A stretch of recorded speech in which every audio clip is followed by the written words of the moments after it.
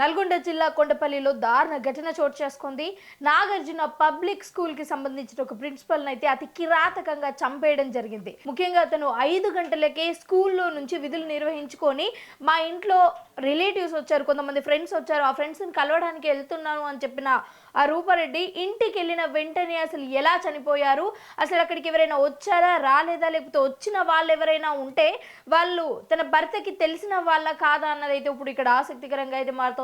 అయితే వెంటనే స్కూల్లో అయితే 5 గంటలకే స్కూటీపై అయితే ఇంటికి బయలుదేరింది. ఇంటికి వచ్చిన కాసేపటికైతే అక్కడ ఏం జరిగింది ఏంటి అన్నది తెలియదు, కానీ మళ్ళీ అసలు వాళ్ళ భర్త ఎన్నిసార్లు కాల్ చేసినా కానీ ఫోన్ లిఫ్ట్ చేయకపోయేసరికి అయితే వాళ్ళ భర్త అక్కడ ఎవరైతే అద్దెకుంటున్నారో వాళ్ళకి కాల్ చేసి అడగడం, వెంటనే వాళ్ళందరూ కూడా కిందికి వచ్చి అసలు ఏమింది అని అక్కడ ఏ ఘటన జరిగింది అని చూడడానికి వస్తే తను డైరెక్ట్గా అయితే రక్తపు మడుగులో అయితే తనైతే ఉన్నట్లుగా అయితే వాళ్ళు గుర్తించి తన హస్బెండ్కి చెప్పడం జరిగింది. అండ్ వెంటనే పోలీసులు కూడా వచ్చి దర్యాప్తు చేపడుతున్నారు. అయితే అసలు ఈ హత్యని అసలు ఏ కోణంలో చూడాలి అన్నది కూడా ఎవరికి అర్థం కాని పరిస్థితి. ఎందుకంటే నాగార్జున పబ్లిక్ స్కూల్కి కొన్ని సంవత్సరాలుగా తనే విధులు నిర్వహిస్తోంది. అలాగే మెయిన్ ఒక తన పార్ట్ అని చెప్పొచ్చు. అండ్ ముఖ్యంగా ఏంటి అంటే ఇప్పుడు ఎవరైనా తనని చంపడానికి వచ్చినప్పుడు తనని రెక్కి చేసి మరి తనని చంపితే డబ్బు కోసం ఒకవేళ డబ్బు కోసం చేస్తుంటే డబ్బులు కావచ్చు, లేకపోతే నగలు కావచ్చు, అక్కడ ఉన్న ప్రతి ఏదో ఒకటైతే దొంగతనం చేసే వెళ్ళేవాళ్ళు ఒకవేళ దొంగతనానికి వస్తే.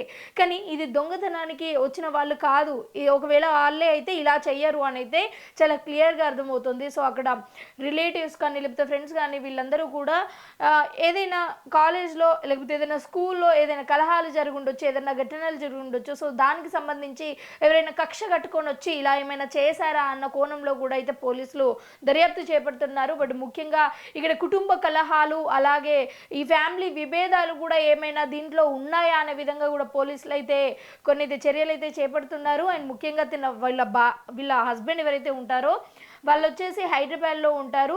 సో ఒక 2-3 రోజుల క్రితమే హాలిడేస్ వచ్చినప్పుడు కూడా వాళ్ళ ఫ్యామిలీ వాళ్ళ పిల్లలు కలిసి అయితే అందరూ ఒక ట్రిప్కి అయితే వెళ్ళి రావడం జరిగింది.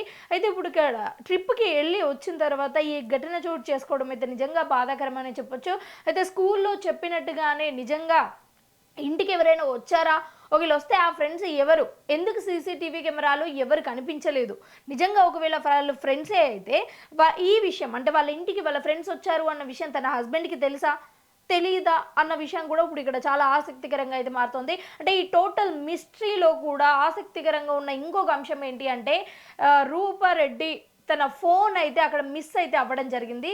సో తన ఫోన్ అసలు ఎక్కడికి వెళ్ళింది, ఆ ఫోన్లో ఏమైనా ఇంపార్టెంట్ డాక్యుమెంట్స్ ఉన్నాయా, లేకపోతే ఆ ఫోన్లో ఏమైనా ఎవిడెన్సెస్ ఉన్నాయా, అసలు ఎవరైతే అన్నిసార్లు కత్తితో పొడిచి మరి రూపారెడ్డిని హత్య చేశారో తన ఫోన్ దొంగలించాల్సిన అవసరం ఏముంది, ఆ ఫోన్లోనే ఇంకేమైనా వీడియోస్ కావచ్చు, ఫోటోలు కావచ్చు, ఏమైనా డాక్యుమెంట్స్ ఉండే అవకాశం ఉంటుందా అనే విధంగా కూడా అయితే ఇక్కడ అర్థమవుతుంది. అయితే మొత్తానికైతే దాదాపు 27 సార్లు ఆ అమ్మాయిని కత్తితోని పొడిచి మరి ఒక ప్రిన్సిపల్ని హత్య చేయడం అయితే నిజంగా బాధాకరమని చెప్పొచ్చు.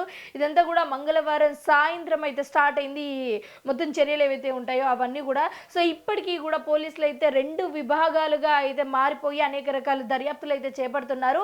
సో అన్ని రకాలుగా చూసుకున్నట్లయితే ఎలాంటి క్లూ కూడా ఇప్పటి వరకు దొరకకపోవడం ఏదైతే ఉంటుందో అది నిజంగా ఆశ్చర్యకరమని చెప్పొచ్చు. సో ఇక్కడ మెయిన్ క్లూ అయితే తన ఫోన్, అలాగే ఫోన్ ట్రేస్ చేస్తున్నారా పోలీసులు, అలాగే లాస్ట్ ట్రేసింగ్ కాల్ ఎక్కడ ఉంది ఏంటి అనేది కూడా ఇప్పుడు ఇక్కడ ఆసక్తికరంగా మారుతుంది. సో ఏదేమైనప్పటికీ కూడా అసలు నిందితులు ఎవరైనా సరే తప్పకుండా పోలీసులు వాళ్ళని కనిపెట్టి కేసు ఫైల్ చేయాలి అని అయితే కోరుకుందాం.